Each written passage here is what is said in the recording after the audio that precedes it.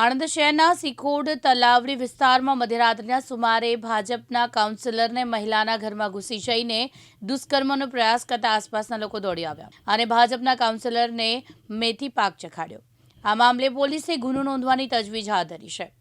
આણંદ નગરપાલિકાના ward number 6ના councillor Deepu Prajapati ગત રાત્રિના સુમારે સિકોડ તલાવડી વિસ્તારમાં એક મહિલાના ઘરમાં ઘૂસી ગયા। મહિલા પર દુષ્કર્મનો પ્રયાસ કરતા આસપાસના લોકો દોડી આવ્યા। ભાજપના કાઉન્સિલર દીપુ પ્રજાપતિને મેથી પાક ચખાડ્યો।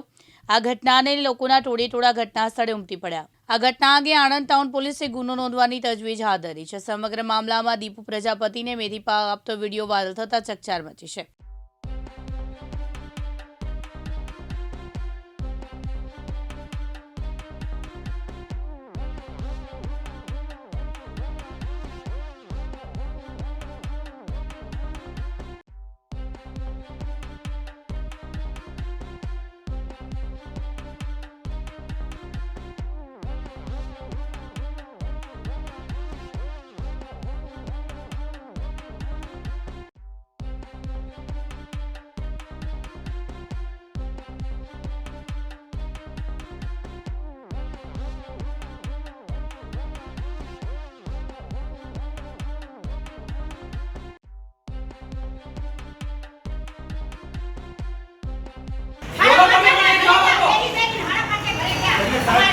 કેટલા પૈસાનો વહીવટ થયો છે તમારે? એ પૈસાનો વહીવટ થઈ ગયો છે તો તમે ફરિયાદ નોંધાવો છો? ફરિયાદ કેમ ના લો? અમે બધાએ કહી ગયા છે। બોલો તમે જવાબ આપો। એનો અમને જવાબ આપો। મીડિયા લાઈવ છે। બોલો સાહેબ જો આવતા નથી અંદર। એસપી સાહેબને બી જાણ કરી છે રાત્રે 2 વાગે। કલેક્ટર સાહેબને બી જાણ કરી છે રાત્રે 2 વાગે। ફરિયાદ લેવા નથી અને પૈસાનો વહીવટ થઈ ગયો છે। બીજેપીનો માણસ છે, કોર્પોરેટર છે। આ લોકો પૈસા લઈને બેઠા છે, ફરિયાદ કરતા નથી। અમારી કોઈ ફરિયાદ લેતા નથી। 1 વાગ્યા સુધી આ લોકો રેપનો કેસ છે। મુસ્લિમના છોકરાઓ ઘરે 30 લોકો આવી ગયા છે અને મારામારી કરી ગયા છે, તે છતાંય આ લોકો ફરિયાદ લેતા નથી। સાહેબ તમે વિચાર કરો, આ પોલીસ સ્ટેશન આપણું આણંદનું। આ કોણે ગુનો આચરેલો હતો? આરોપી કોણ છે? આરોપી છે દીપુભાઈ, કોર્પોરેટર છે ભાજપનો, અને એને પોલિટિશિયનનો એને પાવર મળેલો છે, એટલે આ લોકો ફરિયાદ કરતા નથી। એમના ઉપર પ્રેશર છે, એટલે ફરિયાદ કરતા નથી। હવે આપણે સાહેબ અંદર આપણે પીઆઈ સાહેબ જોડે જવાબ લેવા જઈએ। ચલો આવ્યું છે, બોલા સાહેબ જો આવતા નથી અંદર। એસપી સાહેબને બી જાણ કરી છે રાત્રે 2 વાગે। કલેક્ટર સાહેબને બી જાણ કરી છે રાત્રે 2 વાગે। ફરિયાદ લેવા નથી અને પૈસાનો વહીવટ થઈ ગયો છે। બીજેપીનો માણસ છે, કોર્પોરેટર છે। આ લોકો પૈસા લઈને બેઠા છે, ફરિયાદ કરતા નથી। અમારી કોઈ ફરિયાદ લેતા નથી। 1 વાગ્યા સુધી આ લોકો રેપનો કેસ છે। મુસ્લિમના છોકરાઓ ઘરે 30 લોકો આવી ગયા છે અને મારામારી કરી ગયા છે, તે છતાંય આ લોકો ફરિયાદ લેતા નથી। સાહેબ તમે વિચાર કરો, આ પોલીસ સ્ટેશન આપણું આણંદનું। મારી ઉંમર છે 35। દીપુભાઈ પ્રજાપતિ છે, એ મને કેટલા મહિનાથી ટોર્ચર કરી રહ્યા છે। મારા ઘરે આવ્યા હતા આજે, જબરજસ્તી મારા જોડે દુષ્કાળ કરીને ગયા।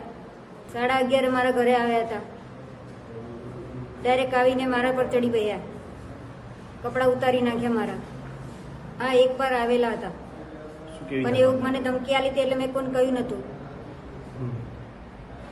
શંકરવા વોટ 6 નંબર વોટમાં આવે છે ને, તે એની પાવતી માટે ટોર્ચરમાં આવેલા હતા।